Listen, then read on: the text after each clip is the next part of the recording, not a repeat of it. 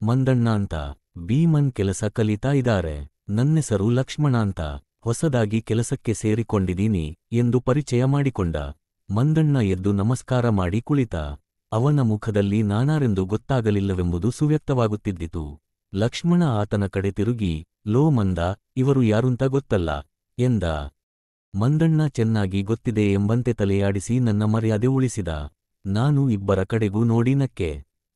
Bottle ಆದರೆ ಒಂದು bottle ತುಪ್ಪಕ್ಕೆ 10 ರೂಪಾಯಿ ಆಗುತ್ತೆ ಸಾರ್. ಮಡಕೆ ತುಪ್ಪ ಆದರೆ ಹೆಚ್ಚ ಕಡಿಮೆ ಹಾಕಿ ಕೊಡೋಣ ಸಾರ್ ಎಂದು ಮಂದಣ್ಣ ಹೇಳಿದ. ನನಗೆ ಬಾಟಿಯದಾದರೇನು ಮಡಕೆದಾದರೇನು ಎರಡೂ ತುಪ್ಪ ತಾನೇ ಎನ್ನಿಸಿ ಕೇಳಿದೆ.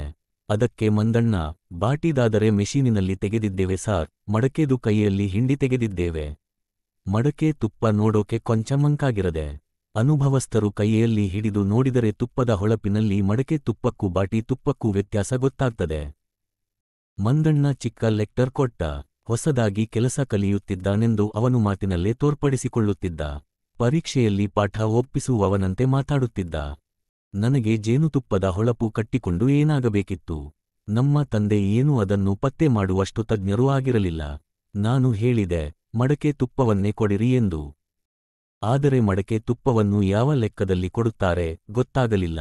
ಮಡಕೆಯಲ್ಲೇ ತುಂಬಿಕೊಡುತ್ತಾರೇನೋ ಎಂದು ಯೋಚಿಸಿದೆ. ಲಕ್ಷ್ಮಣ, ಎಷ್ಟು ಬೇಕು ಎಂದ. ನಾನು 70 ರೂಪಾಯಿ ತಂದಿದ್ದೀನಿ, ಅಷ್ಟಕ್ಕೆ ಎಷ್ಟು ಬರುತ್ತೋ ಕೊಡಿರಿ ಎಂದೆ. ತಕ್ಷಣ ಅವರಿಬ್ಬರ ಮುಖ ಚಹರೆ ಬದಲಾಗಿ ಗಾಬರಿಯೊಡನೆ, ಅಷ್ಟೊಂದು ಯಾಕೆ ಸಾರ್ ಎಂದರು. ನಾನು, ಎಷ್ಟು ಬರುತ್ತಿ ಹಾಗಾದ್ರೆ ಎಂದೆ. ಲಕ್ಷ್ಮಣ, ನೋಡಿ ಸಾರ್, ಇನ್ನು 8 ರೂಪಾಯಿ ಹೆಚ್ಚಿಗೆ ಕೂಡಿ 78 ರೂಪಾಯಿಗೆ ಒಂದು ಟಿನ್ ಬರುತ್ತೆ ಎಂದ. ಯಾವ ಟಿನ್ ನೋಡೋಣ ಎಂದೆ ನಾನು. ದೊಡ್ಡ ಹಾಲಿನ ಒಂದು ಭಾಗದಲ್ಲಿ 100 ಸೀಮೆ ಎಣ್ಣೆ ಟಿನ್ಗಳನ್ನು ಒಂದರ ಮೇಲೊಂದರಂತೆ ಎತ್ತರವಾಗಿ ಪೇರಿಸಿದ್ದರು. ನಾನು ಒಳ ಬರುವಾಗಲೇ ಸೀಮೆ ಎಣ್ಣೆ ಗಡಂಗಿನಂತೆ ಕಾಣುತ್ತಿದ್ದ ಆ ಜಾಗವನ್ನು ನೋಡಿದ್ದೆ. ಆದರೆ ಅದರ ತುಂಬೆಲ್ಲ ನಾನು ಯಾವುದನ್ನು ಅಮೋಘ ಎಂದು ತಿಳಿದಿದ್ದೆನೋ ಆ ಜೇನನ್ನು ತುಂಬಿದ್ದಾರೆಂದು ತಿಳಿದಿರಲಿಲ್ಲ.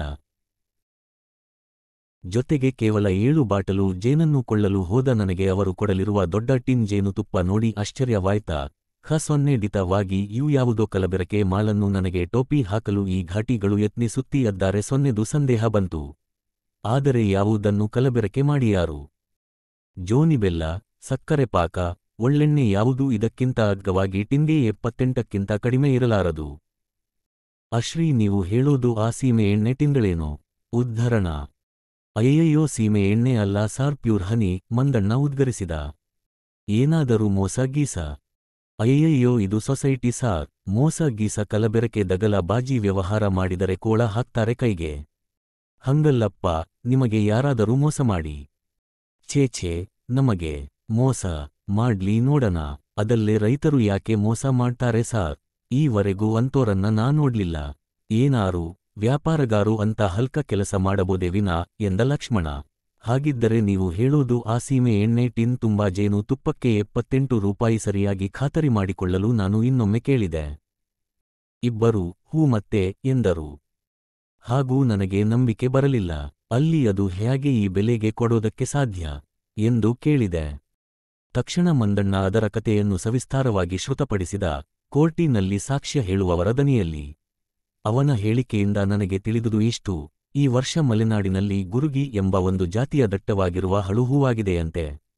8 ವರುಷಗಳಿಗೆ ಒಮ್ಮೆ ಹೂವಾಗುವ ಈ ಸಸ್ಯ ಹೂ ಬಿಟ್ಟ ವರುಷ ಮಲೆನಾಡಿನಲ್ಲಿ ಊಹಾತೀತ ಪ್ರಮಾಣದಲ್ಲಿ ಜೇನು ಉತ್ಪಾದನೆಯಾಗುತ್ತದಂತೆ. ಈ ಸಾರಿ ಸರಬರಾಜಾದ ಜೇನನ್ನು ಕೊಳ್ಳಲು ಸೊಸೈಟಿಯಲ್ಲಿದ್ದ ಹಣವೆಲ್ಲ ಖರ್ಚಾಗಿ, ಎತ್ತಿದ ಸಾಲವೆಲ್ಲ ಖರ್ಚಾಗಿ, ಜೇನು ಕೊಳ್ಳಲು ಹಣವೇ ಇಲ್ಲದೆ ಅನೇಕರನ್ನು ನಿಧಾನವಾಗಿ ತನ್ನೀರೆಂದು ಹೇಳಿ ವಾಪಸ್ಸು ಕಳಿಸಬೇಕಾಯ್ತಂತೆ. ಜೊತೆಗೆ ಅದನ್ನು ಇಡಲು ಸಹ ಜಾಗ ಇಲ್ಲದೆ ಸೀಮೆ ಎಣ್ಣೆ ಟಿನ್ನುಗಳಲ್ಲಿ ತುಂಬಿ ಈ ರೀತಿ ಲಾಟು ಬಿಸಾಕಿದ್ದೇವೆ ಎಂದು ಹೇಳಿದ. ನಾನು ಕೇವಲ 70 ರೂಪಾಯಿ ತಂದಿದ್ದೇನೆ, ಮಿಕ್ಕಿದ 8 ರೂಪಾಯಿಗಳನ್ನು ನಾಳೆ ಕೊಡ್ತೀನಿ. ಈಗ ಒಂದು ಟಿನ್ ಕೊಡಿ ಎಂದೆ. ನನಗೂ ಈ ಅಗ್ಗದ ಜೇನನ್ನು ಸಾಕಷ್ಟು ಒಯ್ಯೋಣ ಎನ್ನಿಸಿತು. ಮಂದಣ್ಣ ಚೆಂಗನೆ ನೆಗೆದು ಹಾರಿ, ತಡೀರಿ ಸಾರ್, ನಾನು ನಿಮಗೆ ಹೈಕ್ಲಾಸು ಜೇನು ಗುತ್ತಿಕಡೆದನ್ನು ಕೊಡ್ತೀನಿ ಎಂದು ಅತ್ಯುತ್ಸಾಹದಿಂದ ಮುನ್ನುಗ್ಗಿದ.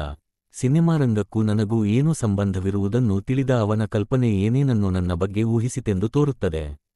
ಬಹುಶಃ ಆ ನಟರು, ಆ ನಟಿಯರು, ಅವರ ಎದೆ ನಡು ನಿತಂಬಗಳ ಸುತ್ತಳತೆ, ಅವರ ಡ್ಯಾನ್ಸು, ಅವರ ಹಾಡು, ಫೈಟಿಂಗ್, ಓಹ್, ಯಾವುದೋ ಕಿನ್ನರ ಲೋಕದ ಮಾನವನಂತೆ ಕಂಡಿರಬಹುದು ನಾನು. ಆ ಟಿನ್ಗಳ ಬೆಟ್ಟವನ್ನು ಒಂದೊಂದೇ ಕಾಲಿಟ್ಟು ಹತ್ತತೊಡಗಿದ ಮಂದಣ್ಣ. ಗುತ್ತಿಯ ಕಡೆಯ ಜೇನಿನ ಟಿನ್ನನ್ನು ಅಲ್ಲೆಲ್ಲೋ ಮೇಲಿಟ್ಟಿದ್ದನೆಂದು ತೋರು ಇದೆ, ಅದಕ್ಕಾಗಿ. ನಕ್ಷತ್ರ ಚಿಹ್ನೆ ಲೇ ಹುಷಾರ್ ಕಣೋ ಮಂದಣ್ಣ ಎಂದು ಕೂಗಿದ ಲಕ್ಷ್ಮಣ. ಲಕ್ಷ್ಮಣಣ್ಣ ನೀ ಸ್ವಲ್ಪ ಸುಮಿರಿಯ, ಮೇಲಿಟ್ಟೋನು ಯಾರು, ನೀನೋ ನಾನೋ ಎಂದು ಮಂದಣ್ಣ ಗೆಳೆಯನ ಎಚ್ಚರಿಕೆಯನ್ನು ಅಲಕ್ಷಿಸಿದ. ಮಂದಣ್ಣ ಮೇಲೆ ತಲುಪಿ ಹುಡುಕಾಡಿ ಯಾವುದೋ ಒಂದು ಟಿನ್ನಿನ ಜುಟ್ಟು ಹಿಡಿದು ಎಳೆದೊಡನೆ ಆ ಸೀಮೆ ಎಣ್ಣೆ ಟಿನ್ನುಗಳ ದಿಣ್ಣೆಯ ಒಂದು ಪಾರ್ಶ್ವ ಅಲ್ಲಾಡತೊಡಗಿತು.